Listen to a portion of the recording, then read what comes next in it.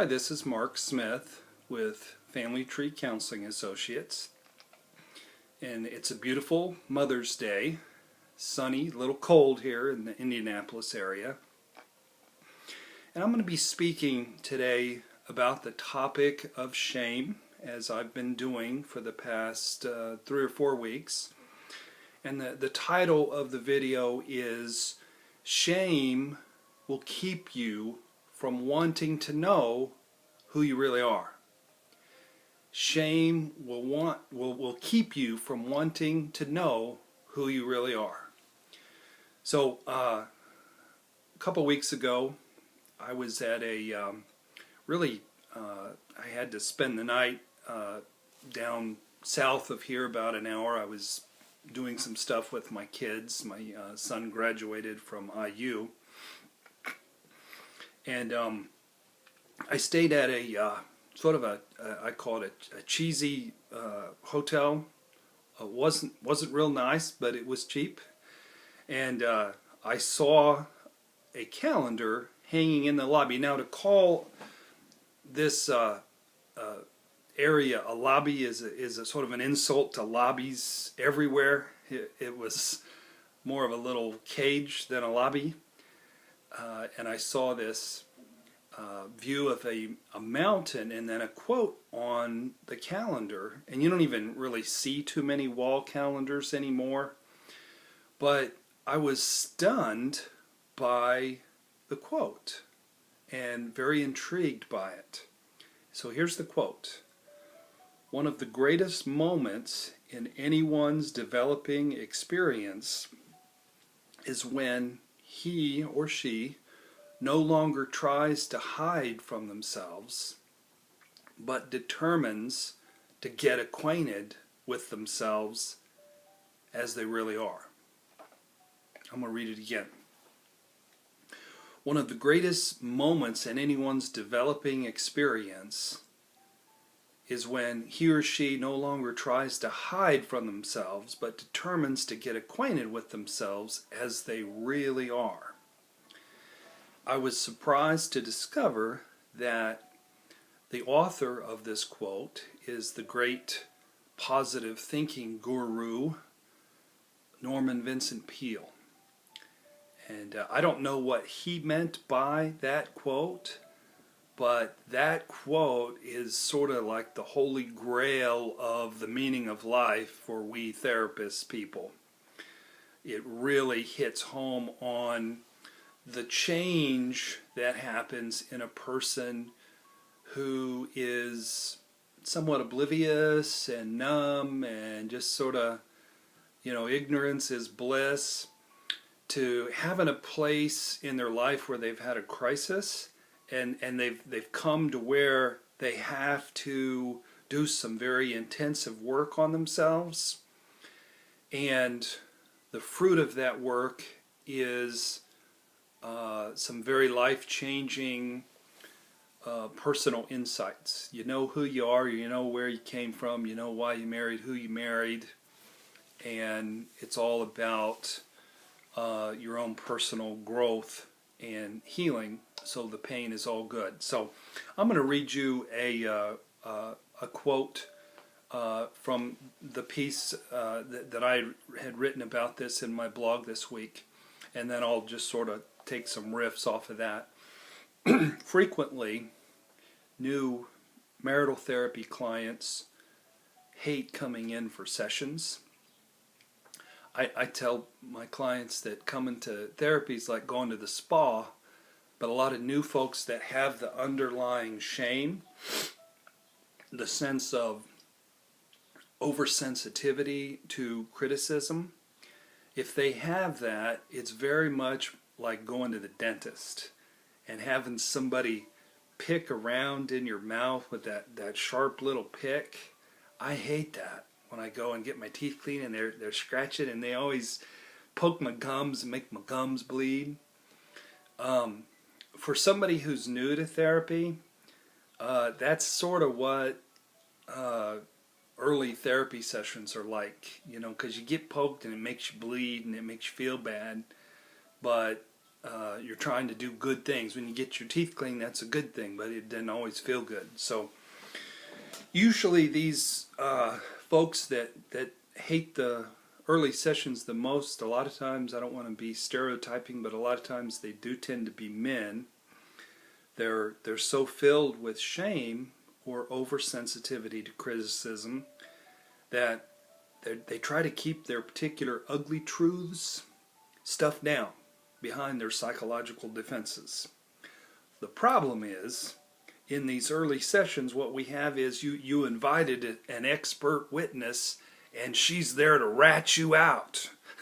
She comes to the session, and I encourage people to bring notes. And usually a fella comes in, and I'm like, "Did you prepare?" She's going to start, and she pulls out a notebook about this thick, and says, "Well, yeah, I've got some things here I want to discuss." I'm like, "Dude, you'd have been better off bringing your own stuff." She's got a whole notebook on you. So she's sort of like an expert witness who's going to rat you out and expose your soft underbelly. And then, if you have a really good therapist, he's got a scalpel. He's got a little sharp, pokey thing to stick in your mouth and make your gums bleed. If you got a therapist that you go and all you do is get attaboys and back slaps and hugs and aren't you doing great, but they never tell you hard truths, it ain't going to help you much. You feel a little better. It isn't about feeling better, folks. It's about getting better. It's about changing your life to make it better, and that all starts with knowing who you are. You can't fix cancer until you know, hey, you got cancer. Then you got a chance of beating it. But if you don't know it, you can't beat it. So you have the wife there to rat you out. She's the expert witness. And you have an edgy therapist with a sharp scalpel, or worse yet, a jackhammer. And these defenses then tend to get eviscerated, which exposes the shame, but it also gets at your heart, it gets at your soul, it gets at who you are. For clients ready to grow, learn, and evolve, something happens right about then. They graduate to determining to get acquainted with themselves as they really are, warts, shame, and all. That is what marriage is designed to do. Give us an opportunity to face off with the real truth of who we are and where we came from.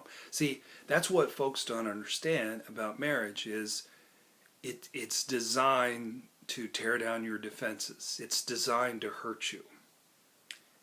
Marriage, I call it the big truth teller. Marriage is the big truth teller. And it ain't going to tell you much truth for most people the first 5 years. It's going to tell you some lies, in fact. It's going to tell you, hey, you married to this great guy, and he's going to give you all the stuff that you didn't get in your childhood, and he's safe, and he's going to protect you, and he's never going to abandon you, and I love him so much, and he adores me, which might be true those first 5 years, but if you were abandoned in your childhood, you will be abandoned in your marriage. If you were raged at in your childhood, you will be raged at in your marriage, or you will rage. So whatever you grew up with, you're going to marry. You may not know it the first 5 to 7 years.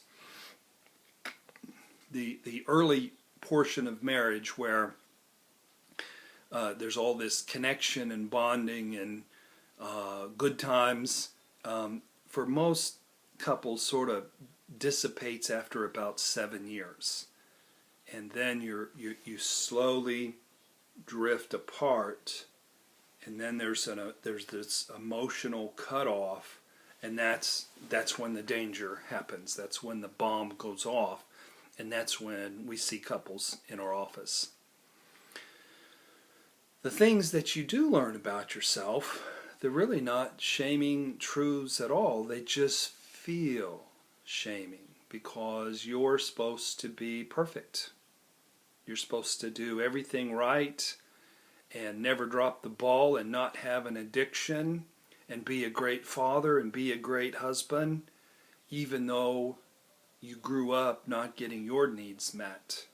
And it's really hard to give your kids something you never got yourself. I see lights go on in the eyes of my clients who get this, that there's nothing to be ashamed of anymore, and that they do what they do because of how they were raised. And it gives me great joy when I see that light going on in their eyes. And I see them go from hiding and covering up to trying to enthusiastically uncover all they can as quickly as they can. Because like I said, they realize that there's nothing to be ashamed of. So I call this process recovery. Everybody knows what a recovering alcoholic is. It's just an alcoholic who realizes and admits that they are in fact alcoholic, and then they go to AA meetings and they quit drinking. Hopefully they go to therapy too. So we call that recovery. So, but everybody really needs to be in recovery for something, whether it's codependency or counterdependency or workaholism or sexual addiction or depression, spiraling in shame, abandonment issues. There are a lot of things that, so recovery is just knowing the truth about who you are and then working on it as best as you can, working on it effectively. So I want to read the Norman Vincent Peale quote again, because just listen to it. One of the greatest moments in anyone's developing experience, and I like how we put that, is when he or she no longer tries to hide from themselves, but instead determines to get acquainted with themselves as they really are. So that's what therapy is. It's just a get acquainted meeting. Every week you go to and you get acquainted better with yourself. And you get better acquainted with your partner, with your spouse. And the environment, there doesn't need to be finger pointing, there doesn't need to be judgments. It's a safe place, and you're just there with your safe therapy buddy, uncovering as much truth as you can, and it's fun. There's a credit card commercial that a lot of you have probably seen. It says such and such is $50, such and such is $100, such and such is priceless. Well, knowing yourself, in my estimation, is priceless.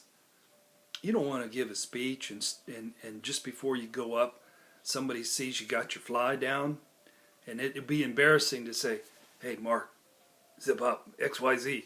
I mean, that's embarrassing, but it beats going out there and standing in front of a crowd with your fly down. You know, and that's sort of what we do in life, is we get in front of stages with our flies down, and we're none the wiser. You know, we have this obvious thing wrong with us, but our defenses are meant to keep us from knowing too much about ourselves. And people that come across us, they see it, they know it, but it's not polite at parties to just come out and say, "Hey, you know, Joe, you know, you're sort of an arrogant jerk," but everybody's thinking it. So knowing the truth about yourself will enrich your life. It certainly will enrich your marriage, because then you don't have to hide stuff and you don't have to fight. You can just say, "You know, honey, you're right. You're right. I messed that. I'm sorry." That's the end of the fight right there. The fight didn't even need to happen, because you're not invested in the big cover-up anymore. So there's another commercial out today. These days, it's a Dove commercial where you get athletes on there and they talk about how comfortable they are in their own skins. I think John Elway has one. I think Magic Johnson might have one. But it's just sort of an informal talk and about how they're comfortable in their own skins. And that's what recovery will do for you. It's like Dove soap. It'll make you comfortable in your own skin where you don't have to hide anything. You can just be yourself and be humble and be broken and be real and be authentic, and there's a great joy to that.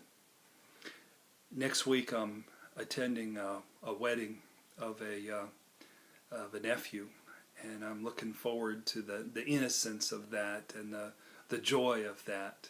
And every time I go to a wedding, I always cry. But these 20-somethings, they're not ready to know too much about themselves.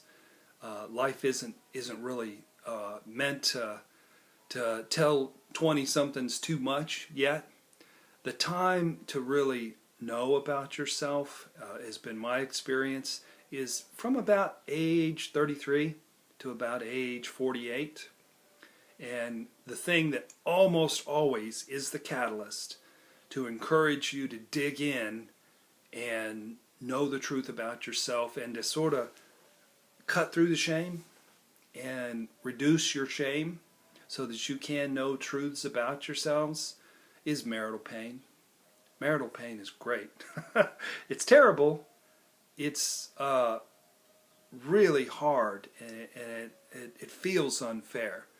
But there's nothing unfair about your marital pain. You picked the right person, and you entrusted them with the task of hurting you in the same way that you got hurt growing up.